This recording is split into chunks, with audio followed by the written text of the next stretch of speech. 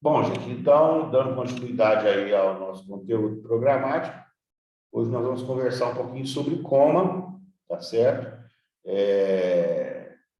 Conceitos, apresentação, abordagem terapêutica, né? E o manejo desse paciente de um modo geral.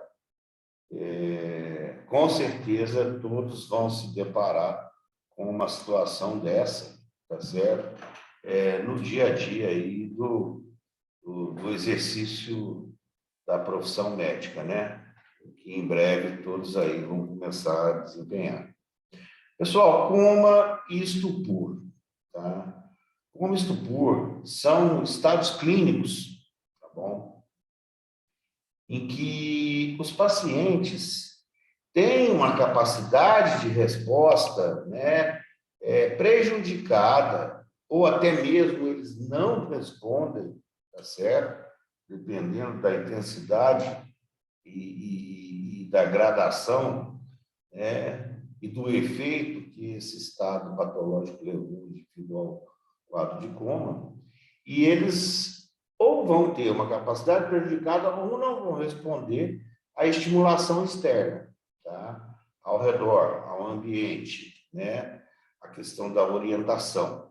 E são pacientes com uma dificuldade muito grande em despertar, ou eles não despertam, tá certo?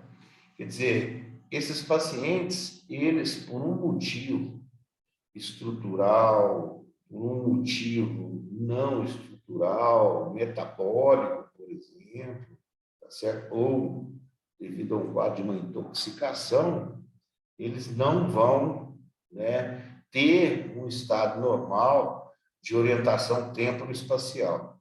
Por isso que quando a gente está fazendo, né, uma anamnese sucinta durante a admissão de um paciente, né, nessa situação previsível aí de coma, nós colocamos o paciente está em lote, né, ou seja, lúcido orientado em tempo e espaço, ou não encontra-se lúcido orientado em tempo e espaço. Ou seja, a orientação tempo-espacial ela é perdida, ela é suprimida em função de alguma alteração prévia. Tá? Já os termos estupor, letargia e obnubilação referem-se a estados intermediários, tá bom? Entre o momento de alerta, que, por exemplo, nós estamos vivendo aqui, ou o coma especificamente, tá bom? Qual é que é, pessoal, a principal fisiopatologia? Nós já vimos isso anteriormente e vamos reforçar. Por que que esse indivíduo ele perde essa orientação temporoespacial, ele perde a consciência, né, de si mesmo, tá certo? Por que que ele não responde? O que que acontece? Basicamente, a fisiopatologia do coma, invariavelmente, ela vai estar o quê? Ela vai estar localizada, né, em alterações neuronais, em alterações metabólicas que acontecem aonde? No sistema ativador reticular ascendente, tá? Vocês se lembram muito bem disso, que é o sistema exatamente responsável, né, pela manutenção dos estados de vigília e de alerta, tá certo? Que nós apresentamos, tá? O sistema de ativação reticular ascendente, SARA, né? Ele é, como está aqui nesse desenho, ele é uma rede de neurônios. Ele se origina da região tegmentar, né, das pontes superiores, tá, do mesencéfalo, e através desses sistemas e núcleos, sistemas ativadores e núcleos ativadores, tá, eles induzam e mantenham, tá, o estado de alerta do paciente. Esses neurônios, essa rede neuronal, como a gente está vendo aqui, ela vai se projetar para estruturas diencefálicas, perfeito? Incluindo a região talâmica e ao hipotálamo. E de lá, através aí de vias, né, ascendentes, ele chega ao córtex superior, ao córtex cerebral e, consequentemente, mantém, né, o nosso estado de alerta. As alterações que ocorrem, né, no sistema reticular ascendente, no SARA, elas podem ser produzidas por lesões focais no tronco cerebral, aqui embaixo, tá? Na sua porção mais superior, e danificar, né, especificamente, né, a substância ativadora ascendente, tá bom? Então, assim, vocês já tinham esse conhecimento, e eu reforço, né, que a fisiopatologia, tá, do estado de coma, ela vai estar, então, intimamente relacionada com lesões na substância ativadora reticular ascendente. E o que acontece? Os danos, né, cerebrais diretos, certo? Os danos cerebrais diretos, eles podem, tá bom? Eles podem também produzir um estado de coma. E principalmente dependendo do hemisfério envolvido, né? Dependendo do hemisfério envolvido, você vai ter uma sintomatologia, você vai ter um grau de coma maior ou menor e com acometimento de determinadas funções. Por exemplo, no caso aí do hemisfério esquerdo, nós vamos ter alterações na linguagem, nós vamos ter alterações no raciocínio lógico, na linearidade, na sequência e no tempo, tá certo? Nosso pensamento analítico ele vai ficar prejudicado. Já lesões estruturais importantes no hemisfério direito, tá? Vão nos levar aí a alterações na visualização, na imaginação, no lúdico, né? Na questão aí mais construtivista do pensamento, na criatividade, na intuição, na questão da musicalidade e do ritmo. Portanto, né, alterações, danos grandes o suficiente, tá bom? Grandes o suficiente para exercer uma destruição regional de grande monta, vai, inclusive, né, afetar o hemisfério contralateral e até mesmo o tronco cerebral. Então, portanto, fique bem claro, né? O cerne da apresentação do estado comatoso, ele vai ter a sua origem na substância ativadora reticular ascendente, tá? Isso aí que vai realmente alterar o estado de vigília, de obnubulação, de estupor ao coma, tá bom? E lesões diretas hemisféricas estruturais, elas também podem levar a quadros de coma, e a manifestação dessa sintomatologia vai estar relacionada principalmente com o hemisfério qual foi acometido.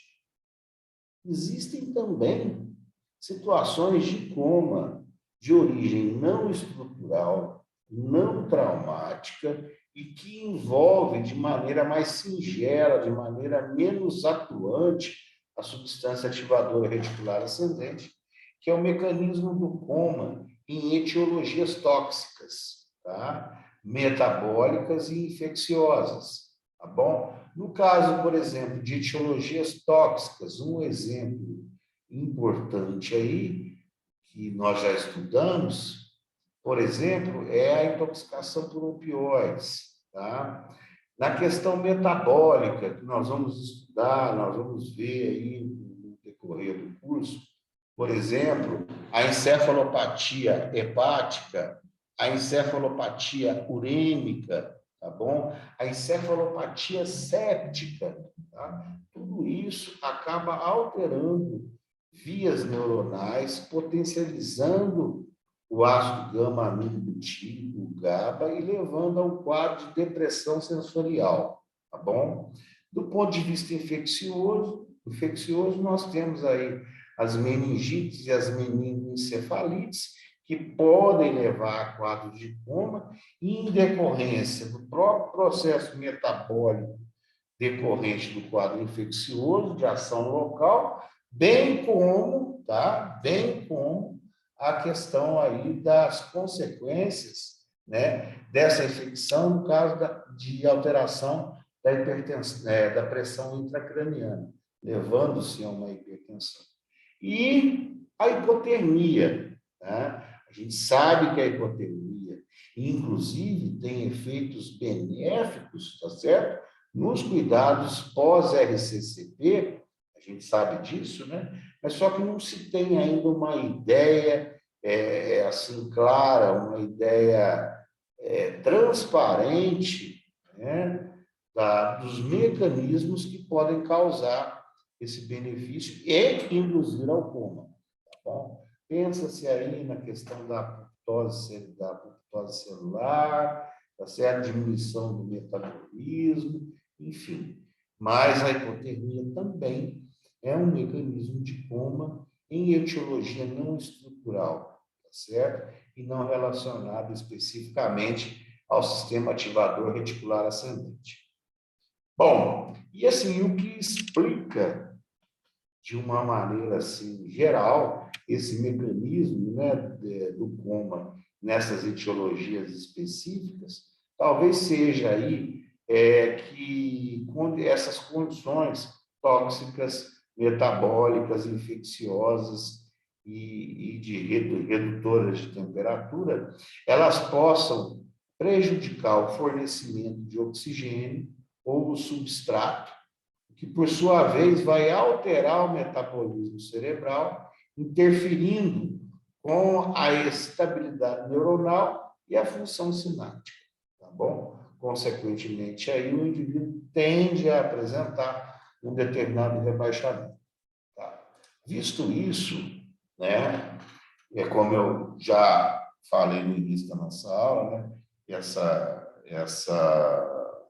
essa apresentação, ela é um reforço, né, que eu julgo ser muito importante do que nós aprendemos há 6 meses atrás. Nós vamos, então, dividir o nosso estado de coma em coma simétrico, estrutural, assimétrico e estrutural. Um coma de origem simétrica, né, estrutural, ele pode ser caracterizado com lesões, aqui está o desenho, né, do tentório, supratentoriais ou infratentoriais, tá certo? Já o assimétrico estrutural, ele também, né, só que nesse caso ele vai ter uma assimetria, né, normalmente aí não acomete, né, de forma idêntica as estruturas, né, ele vai ter também uma localização, tanto supratentorial, o tentório está passando por baixo aqui, tá bom? Né, ou infratentorial. Então, portanto, coma, classificação simétrico-estrutural, assimétrico-estrutural. O simétrico-estrutural supratentorial e infratentorial. O assimétrico estrutural, supratentorial e infratentorial. Perfeito? E nós vamos ter, que aí cai exatamente no slide anterior a esses dois, né? Os comas simétricos não estruturais, que são exatamente os exemplos que eu dei, né, relacionados ao mecanismo do coma em etiologias tóxicas, metabólicas e infecciosas. Por que que ele é simétrico e não estrutural? Simétrico porque ele tem uma distribuição uniforme, ele tem uma distribuição ampla entre os hemisférios, e não estrutural. Por quê? Porque a priori, né, eu reforço essa expressão, a priori não houve lesão cerebral, tá? E só reforçando, o coma simétrico não estrutural, ele advém aí principalmente das toxinas, das drogas, do ponto de vista metabólico, a uremia, a encefalopatia hepática, a hiperamonemia, a sepsis, etc, etc. E os de origem psiquiátrica. Perfeito? Então, assim, essa seria uma, uma classificação simples, mas de grande utilidade, visto que, né, no decorrer aí das patologias neurológicas que nós vamos estudar na nossa disciplina, né, os acidentes vasculares encefálicos isquêmicos, hemorrágicos, a hemorragia subaracnoideia não traumática, os quadros das meningites e meningoencefalites, o trauma crânioencefálico, né?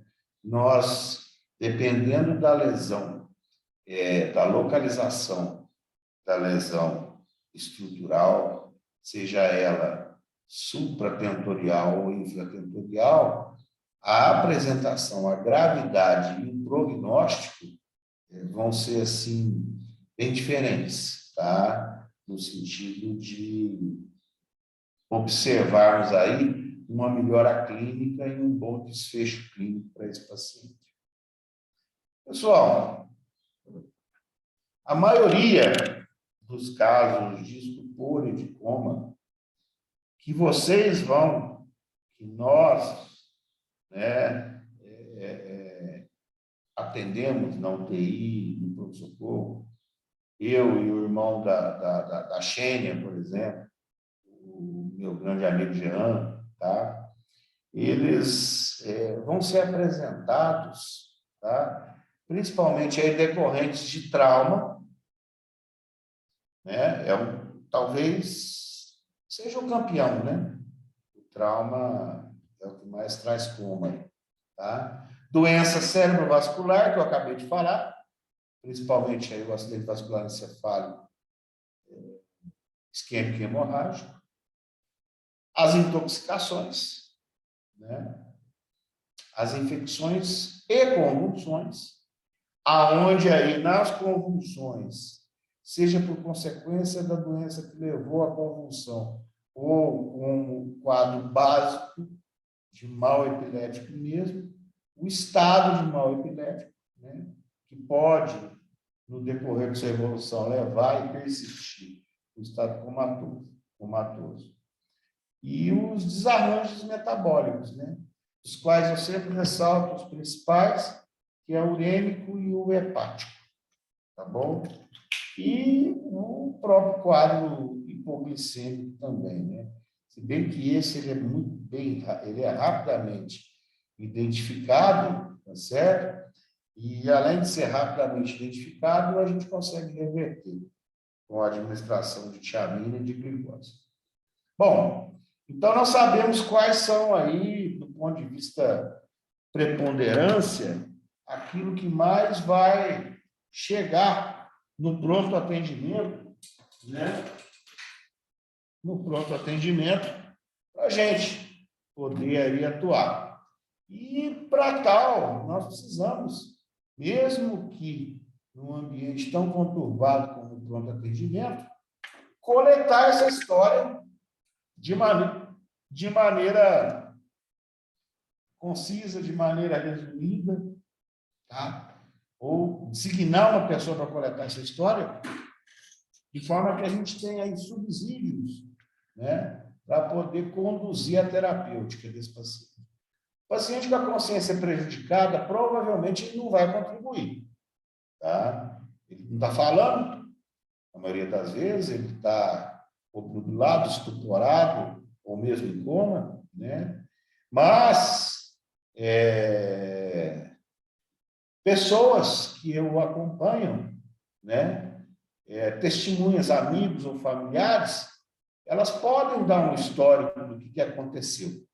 Então, é fundamental inquirir essas pessoas, tá? De forma que elas possam, de uma maneira mais sucinta e exata, nos fornecer aí informações que possam sugerir a provável etiologia que levou esse indivíduo ao estado clínico de coma.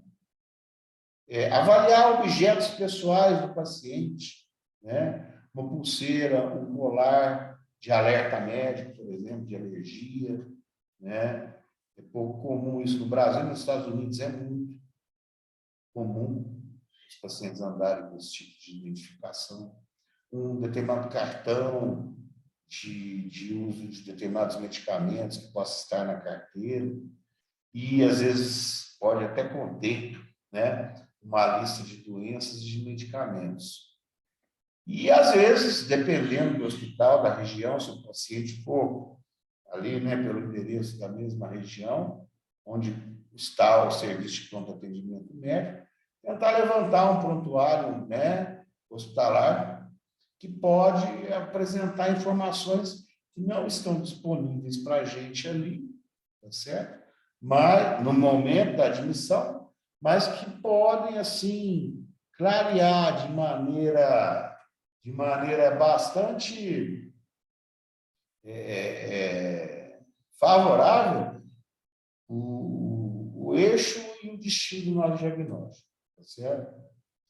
As perguntas potencialmente úteis que nós temos que utilizar, vocês estão vendo, gente, que essa aula é um pouquinho diferente daquela do coma inicial. Aqui, assim, eu estou tentando colocar vocês no ambiente do pronto atendimento, no ambiente do atendimento ao paciente com coma, tá?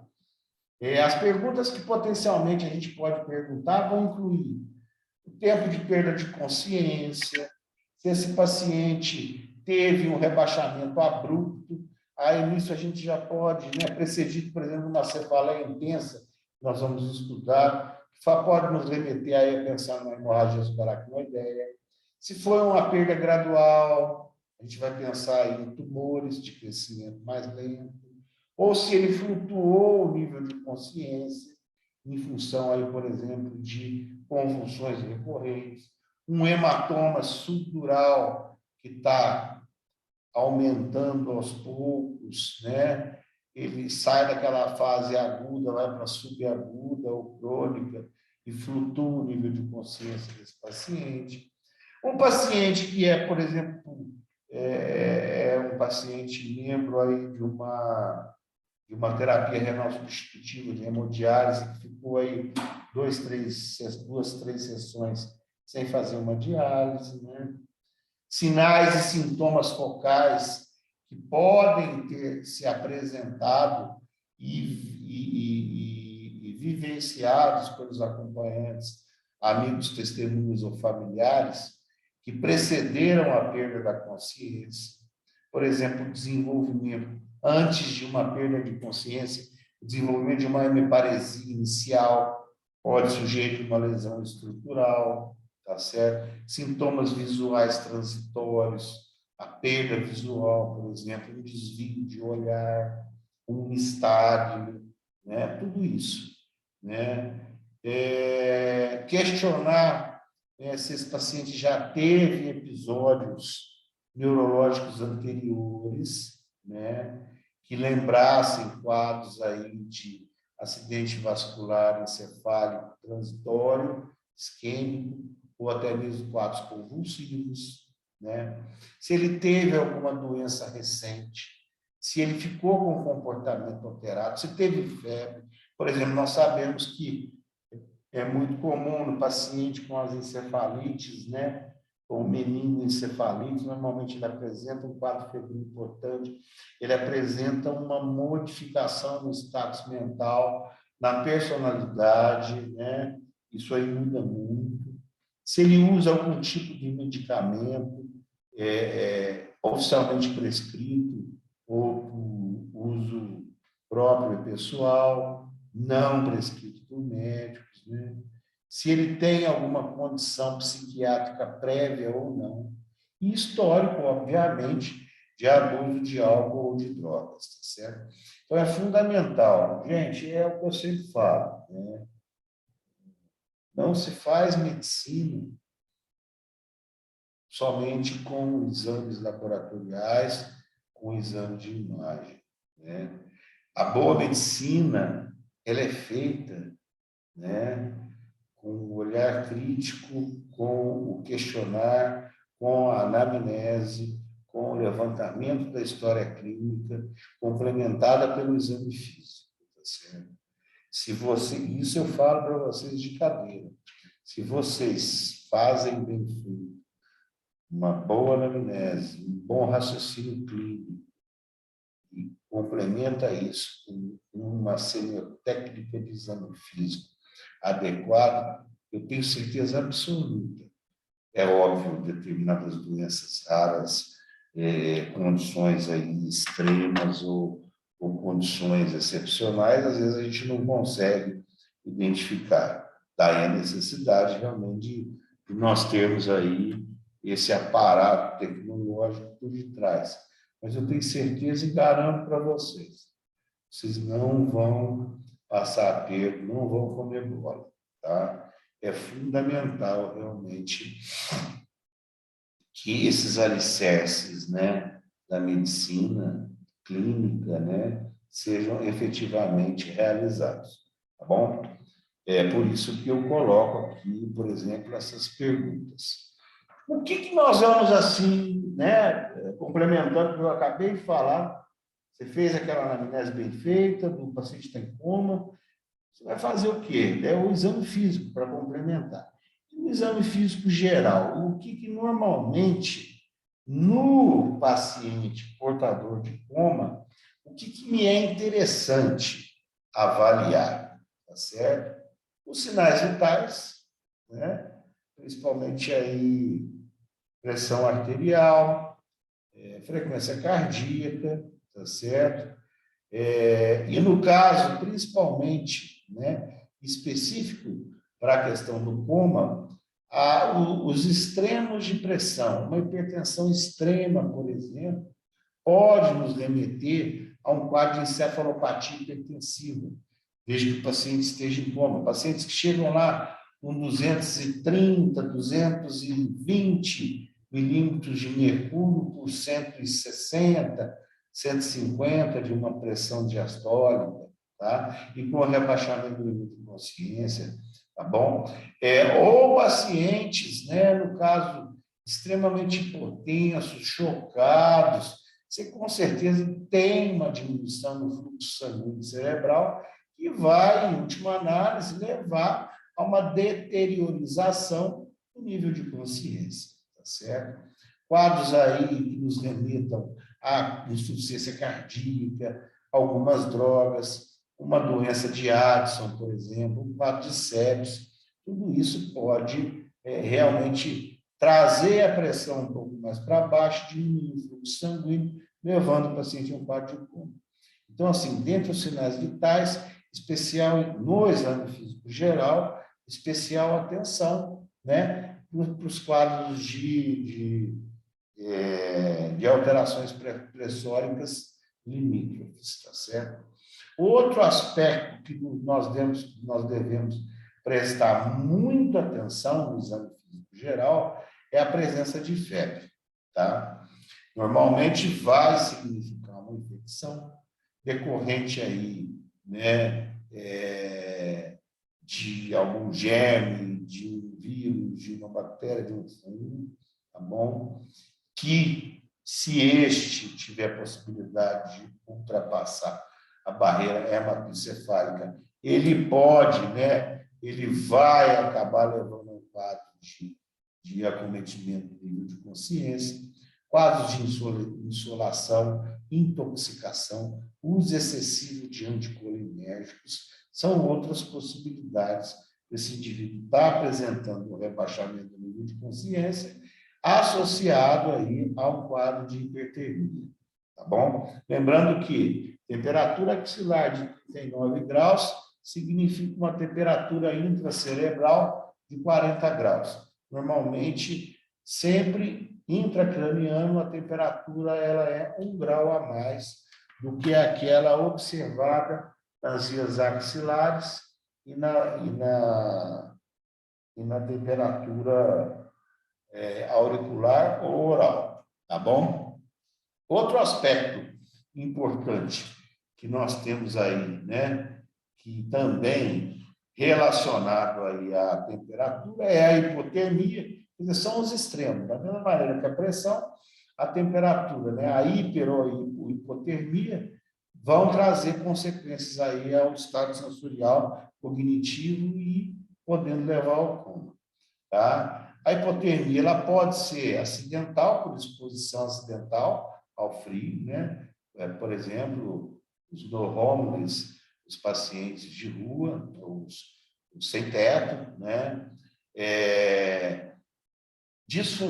Devido a disfunções hipotalâmicas, no caso aí de encefalopatias, podem alterar o centro termorregulador hipotalâmico, tá bom? Ou tumores, né, expansivos na região que regula a temperatura corpórea.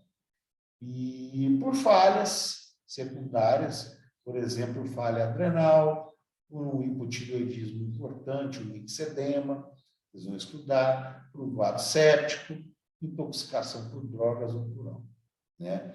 Então, no exame físico geral, sinais vitais, temperatura, fundamental a gente avaliar. Padrão ventilatório, como vocês aprenderam lá na primeira aula de coma, existem padrões específicos, né, que esse paciente pode exibir, tá certo? Hiper ou hipoventilando, né? Isso pode nos ajudar, né, a tentar buscar a etiologia do coma, principalmente quando combinados com a gasometria, né? Vamos voltar lá para a nossa aula de equilíbrio ácido básico, onde nós temos lá, né, os quadros de acidose respiratória, alcalose respiratória, né, alterações aí na PCO2, tá bom? Que podem alterar como uma primeira resposta, né, só para a gente estar aqui revisando, e tentar ajustar o equilíbrio ácido básico do paciente. E, por último, a presença, isso principalmente nos hospitais aí que recebem trauma, né? A presença das contusões, tá? Avaliar a presença de contusões, principalmente segmento cefálico, tá? É o olho de guaxinim, né? Que são aqueles, lembra do guaxinim, né? Do bichinho, aquele olho pretinho, quer dizer, aquilo ali, o paciente que chega com aquele olho de guaxinim, você já tem que pensar que é a equimose periorbital, você já tem que pensar aí, por exemplo, num trauma de crânio acometendo a base, tá? Sinais da batalha, né? São contusões que existem aqui sobre o mastoide, o hemotímpano, né? O sangramento timpânico também nos remetem aí a sinais de fratura de base de crânio. E, consequentemente, a gente sabe com uma evolução um tanto quanto desfavorável. Tá? Então, em termos de exame físico geral, eu quis focar especialmente nessas 3 características: pressão, temperatura, padrão ventilatório e a questão das contusões, que nos ajudam ali naquele momento maior ali de estresse e de acolhimento do doente. Agora, existe o exame físico do coma específico, o exame neurológico específico, né? Que esse deve ser realizado, deve ser observado de uma maneira sumária, de uma maneira rápida, tá bom? Aonde nós vamos basicamente avaliar o quê nesse exame físico neurológico daquele paciente comatoso que chegou para a gente. Ele é breve, tá? Não pode ficar ali muito tempo. Você deve saber fazer e interpretar, tá certo? Ele ajuda a determinar se a patologia é estrutural ou é devido a alguma disfunção metabólica, incluindo medicamentosa e infecciosa. Bom, o que os senhores e as senhoras vão avaliar no pronto atendimento, na emergência, no exame neurológico específico do coma? O nível de consciência, as respostas motoras e os reflexos primários do tronco cerebral, que vão incluir aí o reflexo pupilar, o reflexo ocular e corneano. Tá? Então, vocês veem que não é uma coisa difícil de ser feita. O nível de consciência, eu não vou aqui me estender. Basicamente, o que vocês vão utilizar? A escala de coma de Glasgow, certo? Que vai avaliar a melhor resposta ocular, a melhor resposta verbal e a melhor resposta motora. Uma gradação de 15 pontos para as melhores respostas e de 3 pontos sem um acréscimo da alteração pupilar, tá bom? Para a pior resposta de todas, né? Eu não vou aqui ficar falando da escala de coma, que todos já conhecem, né? E sempre utilizar-se da melhor resposta. Ah, professor, mas como é que é isso, utilizar da melhor resposta? Você vai e faz o primeiro exame. Suponhamos que na melhor resposta motora, ele só responda inespecificamente à dor. Mas no segundo exame que você está fazendo, ele já consegue localizar. Então, a melhor resposta vai ser o número 5 e não o número 4, tá? No sentido aí da gradação do nível de consciência, tá bom? O exame motor desse paciente. O que nós vamos avaliar nesse paciente que está lá no pronto atendimento, na emergência? Basicamente, tá? Depois que nós avaliamos o tônus muscular, a presença ou não de movimentos espontâneos coordenados, né, ou provocados, e os reflexos básicos, né, todos os reflexos importantes de um exame neurológico, vocês estão aí na questão da semiologia, vocês vão aprender, tá certo? Nós vamos nos ater a duas posturas que são fundamentais, que podem nos trazer informações em relação principalmente ao prognóstico, tá? Que é a postura de decorticação e a postura de descerebração. A postura de decorticação, frente a um estímulo doloroso, tá certo? Esse paciente ele vai flexionar os braços, abduzir flexionar o antebraço, abduzir o braço, vai estender as pernas e flexionar a planta dos pés, tá certo? Já na postura de descerebração, esse indivíduo ele faz uma abdução do braço, uma pronação do antebraço, flexionando as mãos, tá? Estendendo as pernas e flexionando também a região plantar, tá bom? As lesões decorrentes de uma postura de decorticação, elas nos fazem pensar em disfunções no nível cortical cerebral, lesões corticais altas, ou um pouco mais abaixo, refletindo que é a liberação de outras vias espinhais. O que vem a ser isso? Você tem a disfunção cortical, tá certo? Você teve a lesão e vias abaixo do córtex superior liberam os estímulos necessários para a manutenção da atividade cerebral, tá? Já a postura de descerebração, ela é mais baixa, ela é abaixo do núcleo vermelho. aonde a gente vai ter uma predominância do trato vestíbulo espinhal. E isso, do ponto de vista clínico, é muito ruim. Portanto, frente a um paciente que está o quê? Descerebrando, tá certo? Mediante um estímulo doloroso, tá?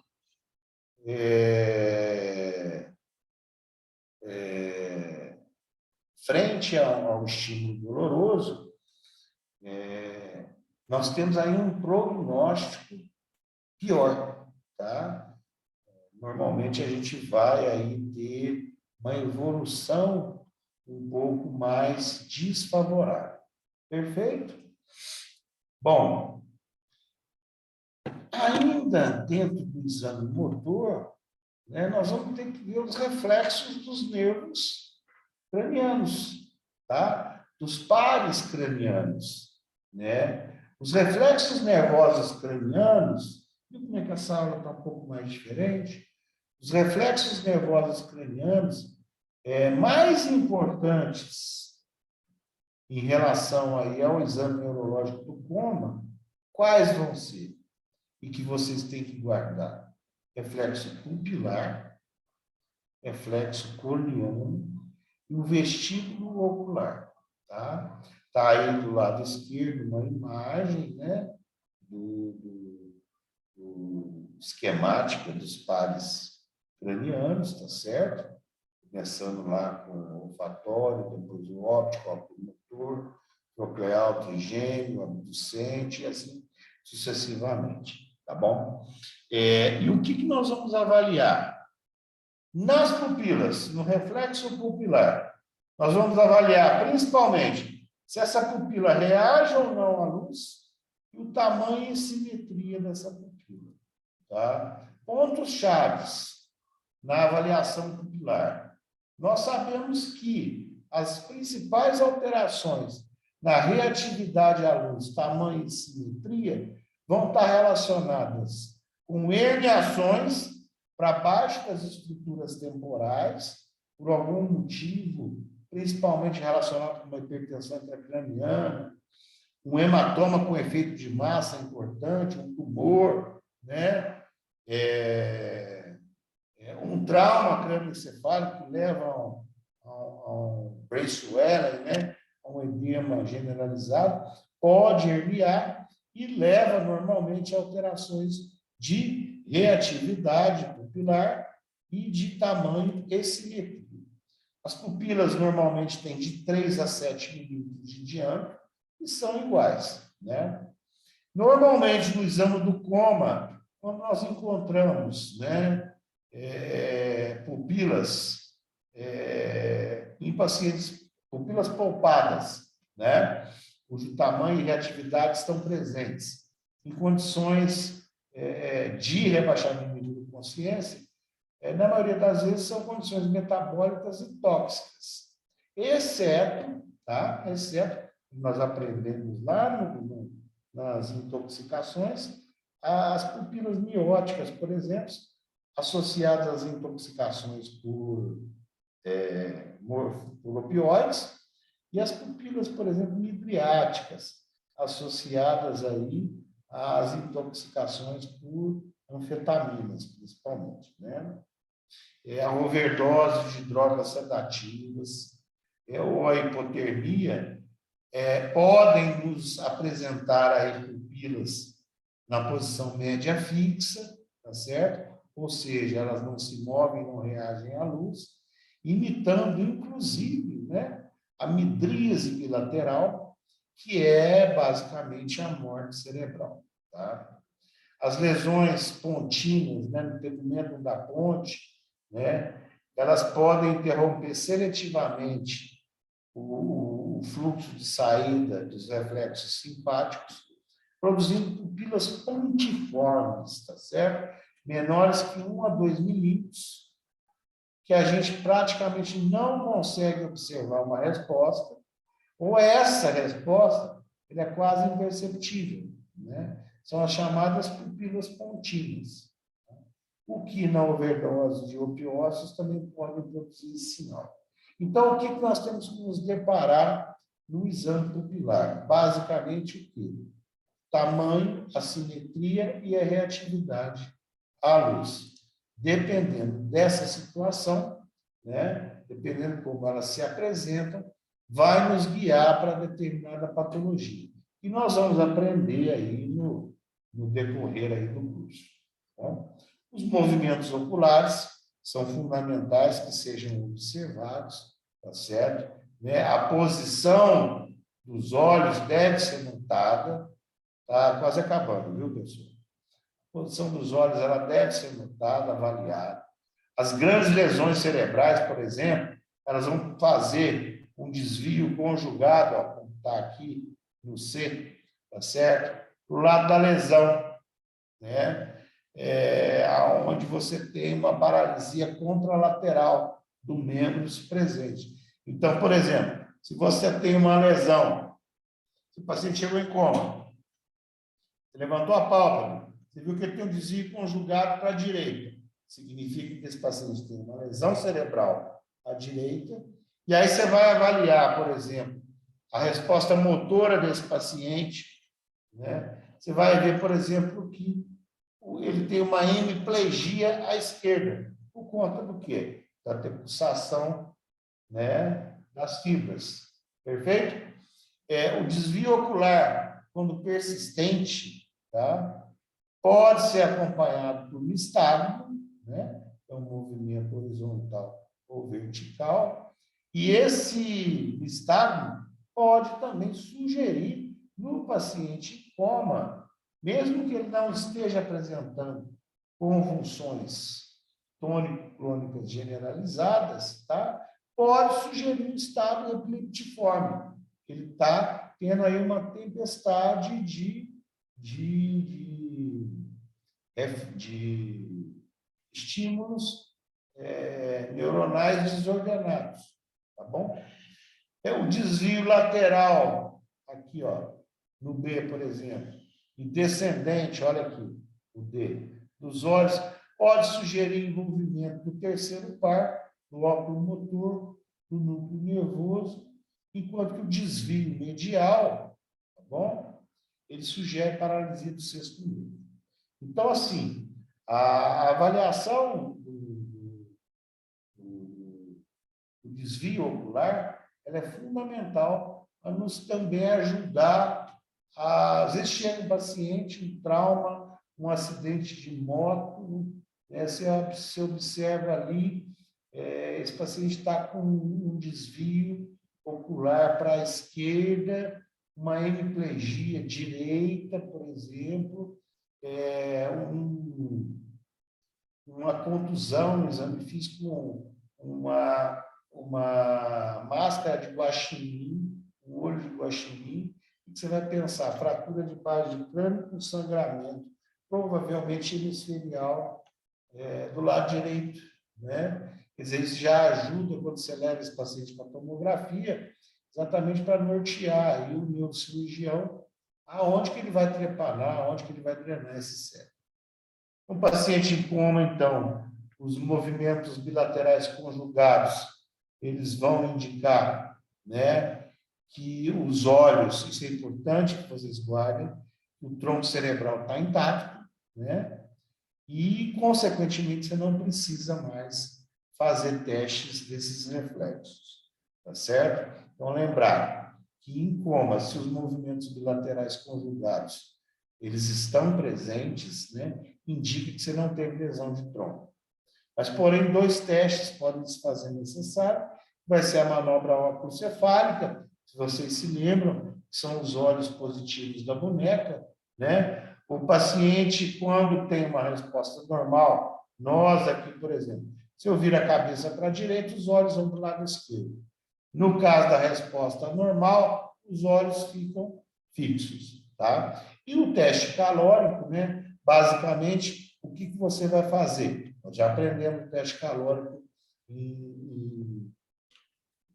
no EU, né? E a gente sabe que a manobra óculo-cefálica, inclusive, só relembrando, para fazer a manobra, descartar-se a possibilidade de lesão cervical, né? Então, não podemos virar aí o pescoço no paciente com suspeita de traumatismo raquimedular.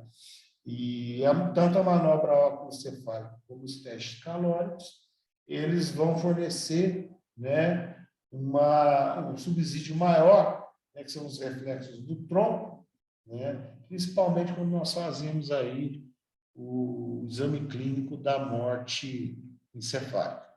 Na resposta normal, quando você injeta água gelada no conduto auditivo, tá certo? Que, por sua vez, deve ser precedido de uma otoscopia para ver se não tem uma perfuração timpânica, os olhos vão se virar para o lado da orelha do conduto que está sendo irrigado, tá? Uma resposta aí negativa é a ausência da movimentação, tá? E na presença de lesões hemisféricas estruturais, tá? Primárias ou secundárias, você pode ter uma resposta assimétrica. O lado normal, ele busca o estímulo gelado, e o lado acometido, ele fica paralisado, tá bom? O reflexo da córnea é fundamental a gente fazer o óculo palpebral. Normalmente você abre os olhos do paciente com a pontinha de uma gaze ou de um algodão. Você faz pequenos estímulos, né, na borda da córnea, e a tendência é o quê? É você ter aí o piscar, você ter o reflexo de fechar os olhos. Se suprimido, né, esse reflexo corneano pode nos levar a pensar aí em lesões intrínsecas do tronco cerebral. E a perda do reflexo córneo-palpebral também é um indício do aprofundamento de um coma metabólico ou tóxico, tá? Então, o reflexo corneano, ele é muito importante que seja avaliado também. Existe, né, como em tudo dentro da medicina, condições que nós vamos confundir com o coma, tá? Principalmente a síndrome do encarceramento, tá bom? Quem assistiu aquele filme A Garota de Ouro lá, que era aquela boxeadora que sofreu uma lesão e ficou tetraplégica, ela teve uma síndrome de encarceramento. É uma lesão importante na base da ponte, normalmente aí na base das artérias basilares, tá certo? Onde o indivíduo tem a consciência é preservada, porém ele não exibe nenhum tipo ele não move nenhum músculo, membro, tronco ou rosto, exceto o piscar voluntário, tá certo? E nesse caso, às vezes pode mimetizar o coma, o mutismo assimétrico, tá? Que são operações com abolição da resposta motora em indivíduos acordados, tá certo? Isso aí são lesões na área pré-frontal ou pré-motora, tá? E a falta da resposta psicogênica, né? Que é basicamente o que vocês vão vivenciar muito no pronto atendimento, que é o famoso DNV, tá? Aquele paciente com distúrbio neurovegetativo, aquele paciente que simula de uma maneira intensa, né, um quadro de coma ou de desmaio, enfim, no sentido de chamar a atenção. E isso é bem folclórico, né? A gente às vezes faz até uso de algumas artimanhas, né? Por exemplo, esse paciente aí, ele não faz abertura dos olhos, né? Você chama, ele não responde, você acha ali que você está suspeitando que pode ser de origem psicogênica. Ele, por exemplo, se você tenta fazer cócegas nele, ele às vezes ele rola de lado. Se você, por exemplo, ele está deitado, você levanta o membro e joga o membro para cair em cima dos olhos, ele puxa o braço, aí você já começa a perceber que esse paciente está mimetizando, tá bom? Então, são algumas situações que podem lembrar o coma. Do ponto de vista de exames específicos, né? Os exames laboratoriais é aquela rotina mesmo, né? Ureia, creatinina, hemograma, principalmente a dosagem do sódio e da glicemia, são fundamentais, tá?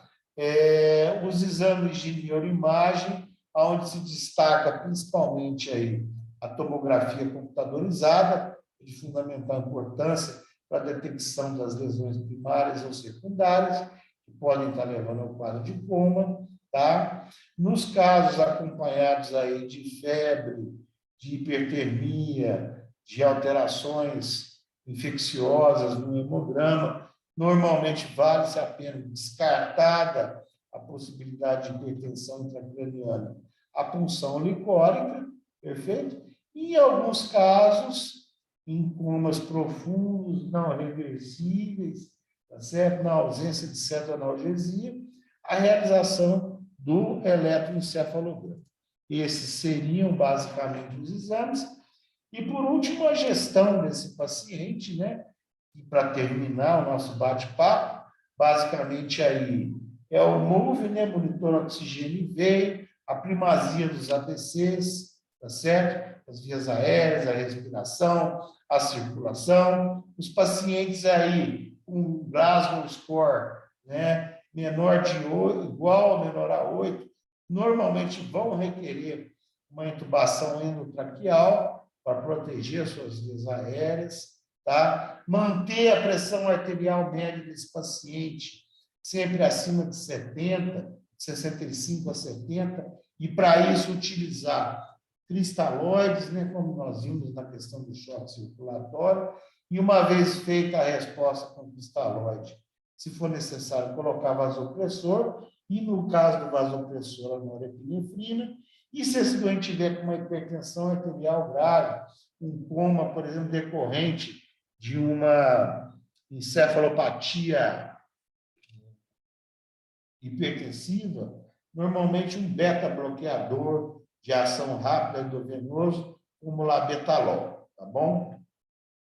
Sempre, sempre, sempre no paciente que chega no pronto atendimento em coma, rebaixado, fazer glicose, pelo menos aí 50 ml, tá? De glicose hipertônica a 50%, precedida, lembre-se bem, da encefalopatia de Werner, força fora, tá? Precedido da administração de 100 miligramas de tiamina, tá? Que no caso, como nós não temos, às vezes, a tiamina endovenosa, nós usamos aí uma quantidade maior de ampola de complexo B, tá?